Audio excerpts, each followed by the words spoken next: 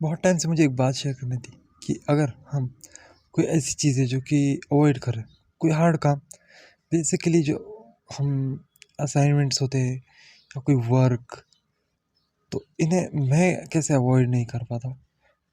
आखिर मैं भी तो एक ह्यूमन बीइंग हूँ, फिर भी मैं कैसे कर लेता हूँ। जैसे कि जितने लोग जानते होंगे कि मैं पहले सुबह सुबह में उठ के एक्सरसाइज वगैरह किया करता था, पुशअप्स पुलअप्स रनिंग कार्डियो किया करता था। अंधेरा हो, ठंडी हो, बरसात हो, कुछ भी हो। कैसे पता है मैं इतना कंसिस्टेंट कैसे था? एक बहुत ज़्यादा पुराना थ्योरी है कि ईट दैट फ्रॉग फर्स्ट, कि अगर तुम कोई भी काम करते हो तो सबसे पहले वो अपना जो इम्पोर्टेंट काम है उसे कंप्लीट किया करो, फिर उसके बाद जो इजी काम है, जैसे कि दी हार्डेस्ट टास्क कौन सा है तुम्हारे लिए, तो उससे पहले कंप्लीट किया करो। तो मैं सबसे पहले वही करने की कोशिश किया करता कि सबसे पहले मेरे लिए एक्सरसाइज था दी इम्पोर्टेंट, दी प्रायोरिटी। तो सबसे पहले उठकर मैं एक्सरसाइज किया करता था। लेकिन बाद में जैसे मेरा प्रायोरिटी चेंज हुआ तो मैं वीडियो वगैरह रिकॉर्ड करने लगा। ऐसे ऐसे प्रायोरिटीज़ के सेट थे। तो तुम्हारे लिए क्या, अगर तुम समझ लो कोई एग्ज़ाम में कॉन्कर करना चाहते हो, कोई एग्ज़ाम पास करना चाहते हो, तो तुम्हारे लिए हो सकता है कि तुम वो एग्ज़ाम की तैयारी करो, वो एग्ज़ाम की प्रिपरेशन करो। और तुम अपनी बॉडी बनाना चाहते हो तो तुम एक्सरसाइज करो, तुम अपनी हेल्थ वगैरह उसके बारे में रिसर्च करने से पहले वो काम पहले कंप्लीट करो। और फिर जो वो काम कंप्लीट हो जाए तो उसके बारे में सीखा करो, उसके बाद में लर्न करा करो। जैसे कि अब समझ लो, मान लो तुम्हारे लिए एक्सरसाइज है, तो सबसे पहले तुम एक्सरसाइज करोगे, और एक्सरसाइज करने के बाद सेकंड चीज़ आएगी तुम्हारी डाइट वगैरह। तुम फर्स्ट मील लोगे, सेकंड मील लोगे, और जो क्या बचेगा उसमें तुम लर्न करोगे, रिसर्च करोगे, सीखोगे कि माइक्रो क्या है, न्यूट्रिएंट्स क्या होते हैं, एक्सरसाइज कौन सी ज़रूरी है, कैसे तुम्हें स्टैक करना चाहिए।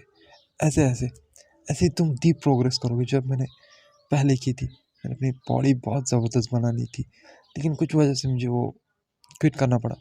लेकिन मैं काम में था, तो जब मैंने अपनी यूट्यूब में सबसे ज़्यादा प्रोग्रेस देखी वो तभी है जब मैं हर रोज़ एक वीडियो रिकॉर्ड करता था, एडिट करके पब्लिश करता था एवरी सिंगल डे।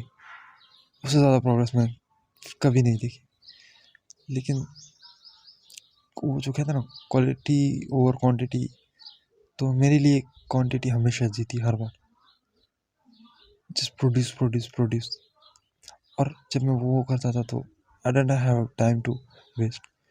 इसी से एक चीज़ आती है कि जब तुम कोई टाइम अपना वेस्ट करते हो, तो जब तुम ऐसी चीज़ें करते हो जो कि तुम्हारा वर्क है, उससे रिलेटेड है, तुम्हारे गोल से रिलेटेड है, तो तुम अपना टाइम वेस्ट नहीं करते। जैसे अब मेरे पास रिकॉर्ड करने के लिए, एडिट करने के लिए 6-7 वीडियो प्रोजेक्ट्स पड़े थे, लेकिन फिर भी मैं रील्स स्क्रॉल करने में बिजी हो गया।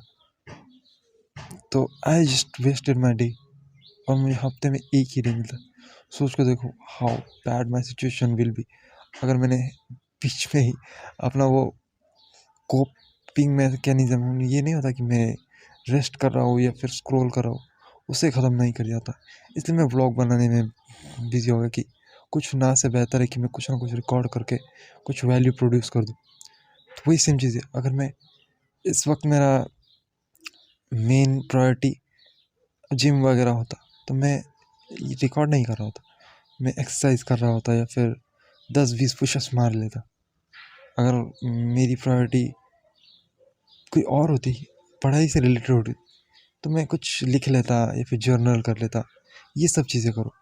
मुझे भी अभी वो चीज़ करना बहुत, मैं उसे ये कर रहा हूँ कि मिस कर रहा हूँ।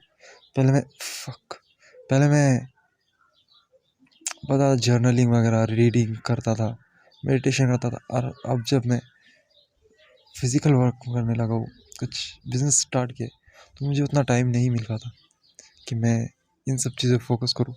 हाँ, आई होप कि कुछ वक्त के लिए ग्राइंड है मेरा, और फिर कुछ महीनों बाद वो ख़त्म हो जाएगा, जब मैं फिर से रिस्टार्ट कर सकूँगा, कम बैक वाला मेरा टाइम आ जाएगा।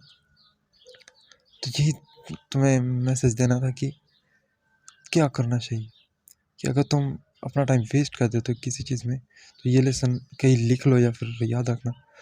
तो जस्ट वर्क, और अपनी प्रायोरिटी सबसे पहले करना। और जब वो प्रायोरिटी कंप्लीट हो जाए, क्योंकि दिन में तुम कितनी बार पुशअप्स मार लोगे, कितने घंटे एक्सरसाइज कर लोगे, इसलिए जब तुम्हारा वो वर्क हो जाए तो फिर बाकी चीज़ों पे ध्यान दो, उससे रिलेटेड, जैसे रिसर्च वगैरह या फिर उसके रिलेटेड बुक्स पढ़ना या उससे रिलेटेड सब्जेक्ट पे बातें करना लोगों से। ऐसे तुम प्रोग्रेस करोगे।